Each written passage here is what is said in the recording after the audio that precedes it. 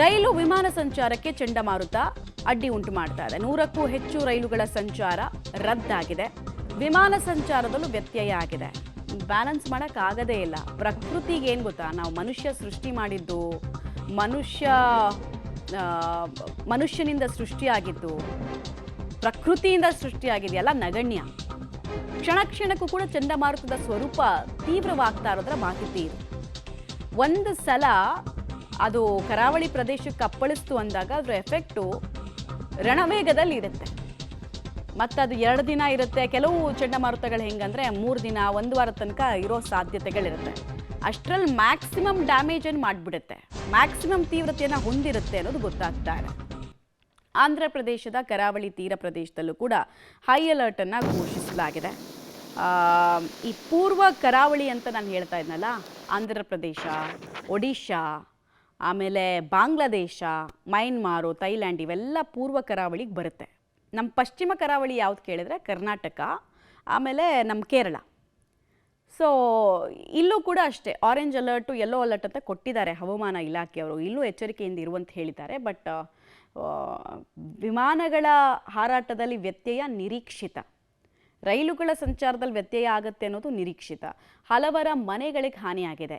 ಈಗ ನೀವು ಸಾವಿನ ಪ್ರಮಾಣ ತುಂಬ ಕಡಿಮೆ ನೋಡ್ತಾ ಇದ್ದೀರಾ. ಮುಂಚೆ ನನಗೆ ತುಂಬ ಚೆನ್ನಾಗಿ ನೆನಪಿದೆ, ಪ್ರಾಬಬ್ಲಿ 1970ರಲ್ಲಿ ಒಂದು ಚಂಡಮಾರುತ ಭಾರತ ಮತ್ತು ಬಾಂಗ್ಲಾದೇಶದಲ್ಲಿ 3.5 ಲಕ್ಷ ಜನರನ್ನು ಬಲಿ ಪಡೆದಿತ್ತಂತೆ. ಅಂದರೆ ಒಂದು ಚಂಡಮಾರುತ ಎಷ್ಟು ಪವರ್ಫುಲ್ ಆಗಿರುತ್ತೆ, ನಾವು ಸ್ವಲ್ಪ ಹೆಚ್ಚು ಕಡಿಮೆ ಜಿಲ್ಲಾಡಳಿತ ಕ್ರಮ ತಗೊಳ್ಳಿಲ್ಲ ಅಂದರೂ ಸಾವು ನೋವಿನ ಪ್ರಮಾಣ ಜಾಸ್ತಿ ಆಗಿಬಿಡುತ್ತೆ.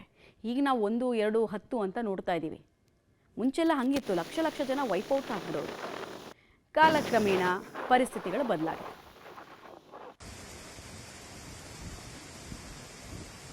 ಡೀಟೇಲ್ಸ್ ಕೊಡ್ತಾರೆ, ನೇರ ಸಂಪರ್ಕದಲ್ಲಿ ಜಾಯಿನ್ ಆಗ್ತಾ ಇದ್ದಾರೆ ಪ್ರಕಾಶ್. ಮೋಂತಾ ಚಂಡಮಾರುತದ ಎಫೆಕ್ಟ್ ಎಲ್ಲೆಲ್ಲಿ ಯಾವ ರೀತಿಯಾಗಿ ಎಫೆಕ್ಟ್ ಮಾಡಿದೆ, ಪ್ರಾಣಹಾನಿ ಸಾವು ನೋವಿನ ಸಂಖ್ಯೆ ಹೆಚ್ಚಳ ಆಗೋ ಸಾಧ್ಯತೆ ಎಷ್ಟಿದೆ, ಇನ್ನು ಎಷ್ಟು ದಿನಗಳ ಕಾಲ ಈ ವಾತಾವರಣ ಕಂಟಿನ್ಯೂ ಆಗ್ಬೋದು ಪ್ರಕಾಶ್? ಈ ಮಾಂತೋ ಚಂಡಮಾರುತದ ಎಫೆಕ್ಟು ನೇರವಾಗಿ ಆಂಧ್ರ ಪ್ರದೇಶಕ್ಕೆ ತಟ್ಟಲಿದೆ. ಆಲ್ರೆಡಿ ತಟ್ಟಿದೆ ಕೂಡ ಹೌದು. ಈಗಾಗಲೇ ಆಂಧ್ರದ 20ಕ್ಕೂ ಹೆಚ್ಚು ಜಿಲ್ಲೆಗಳಲ್ಲಿ ರೆಡ್ ಅಲರ್ಟ್ ಘೋಷಣೆ ಮಾಡಲಾಗಿದೆ. ಅದರಲ್ಲೂ ಕೂಡ ಕಾಕಿನಾಡ, ವಿಶಾಖಪಟ್ಟಣಂ, ಶ್ರೀಕಾಕುಳಂ, ಪಶ್ಚಿಮ ಗೋದಾವರಿಯಲ್ಲಿ ಭಾರೀ ಮಳೆ ಆಗ್ತಾ ಇದೆ. ನಿನ್ನೆಯಿಂದ ಕೂಡ ನಿರಂತರವಾಗಿ ಮಳೆ ಸುರಿತಾ ಇದೆ. ನಿನ್ನೆ ಸಂಜೆ ವೇಳೆಗೆ ಕಾಕಿನಾಡ ಮತ್ತು ಮಚಲಿಪಟ್ಟಣಂಗೆ ಗಂಟೆಗೆ 110 ಕಿಲೋಮೀಟರ್ ವೇಗದಲ್ಲಿ ಈ ಒಂದು ಮಾಂತೋ ಚಂಡಮಾರುತ ಅಪ್ಪಳಿಸಿದೆ. ಅದರ ಎಫೆಕ್ಟ್ ಅಲ್ಲಿನ ಜನರಿಗೆ ತಟ್ಟಿದೆ. ಸೊ ಹೀಗಾಗಿ ದೊಡ್ಡ ಮಟ್ಟದಲ್ಲಿ ಮಳೆಯಾಗ್ತಾ ಇದೆ. ಈಗಾಗಲೇ ನಿರಾಶ್ರಿತರ ಕೇಂದ್ರಗಳನ್ನು ಕೂಡ ಓಪನ್ ಮಾಡಲಾಗಿದೆ. ಜಿಲ್ಲಾಡಳಿತದ ಓರ್ವ IAS ಅಧಿಕಾರಿ ಕೂಡ ಅವರ ಸುರಕ್ಷತೆ ಮತ್ತು ಅಲ್ಲಿನ ಪರಿಸ್ಥಿತಿಗಳನ್ನು ನಿಭಾಯಿಸೋದಕ್ಕೆ ನಿಯೋಜನೆಗೊಂಡಿದ್ದಾರೆ. ಕಂಪ್ಲೀಟ್ ಆಗಿ ಆಂಧ್ರದ 20ಕ್ಕೂ ಹೆಚ್ಚು ಜಿಲ್ಲೆಗಳಲ್ಲಿ ಇದರ ಎಫೆಕ್ಟ್ ದೊಡ್ಡ ಮಟ್ಟದಲ್ಲಿ ತಟ್ಟಿದೆ. ಸೊ ಹೀಗಾಗಿ ಆಂಧ್ರ ಪ್ರದೇಶದ ಪ್ರಮುಖ ಹೆದ್ದಾರಿಗಳೆಲ್ಲವೂ ಕೂಡ ಈಗ ಸಂಪರ್ಕವನ್ನು ಕಡಿತಗೊಂಡಿದ್ದಾವೆ. ಜೊತೆಗೆ ಒಂದಿಷ್ಟು ಮನೆಗಳು ಕೂಡ ಕುಸಿತ ಆಗಿದ್ದಾವೆ, ಮುಳುಗಡೆ ಆಗಿದ್ದಾವೆ. ಸೊ ಹೀಗಾಗಿ ಅಲ್ಲಿನ ಜನಜೀವನ ಅಸ್ತವ್ಯಸ್ತ ಆಗಿದೆ. ಜೊತೆಗೆ ಬೆಂಗಳೂರಿಂದ ಮತ್ತು ಆಂಧ್ರ ಪ್ರದೇಶದಿಂದ ಬೆಂಗಳೂರಿಗೆ ಬರುವಂತಹ ರೈಲುಗಳ ಓಡಾಟ ಏನಿತ್ತು ಅವು ಕೂಡ ಸ್ಥಗಿತ ಆಗಿದ್ದಾವೆ. ಅಂದರೆ ಬೆಂಗಳೂರಿಂದ ಇವತ್ತು ಬೆಳಗಿನ ಜಾವ 3 ಗಂಟೆಯಿಂದ ಸುಮಾರು 8ಕ್ಕೂ ಹೆಚ್ಚು ರೈಲುಗಳು ಆಂಧ್ರ ಪ್ರದೇಶಕ್ಕೆ ಸಂಚಾರವನ್ನು ಮಾಡಬೇಕಾಗಿತ್ತು. ಆ ರೈಲುಗಳ ಸಂಚಾರ ವೇಳಾಪಟ್ಟಿಯನ್ನು ಕೂಡ ಬದಲಾವಣೆಯನ್ನು ಮಾಡಲಾಗಿದೆ. ಅಂದರೆ ಹೊರಡುವ ಸಮಯಕ್ಕಿಂತ 12 ಗಂಟೆಗಳ ಕಾಲ ವಿಳಂಬವಾಗಿ ಹೋಗುತ್ತೆ.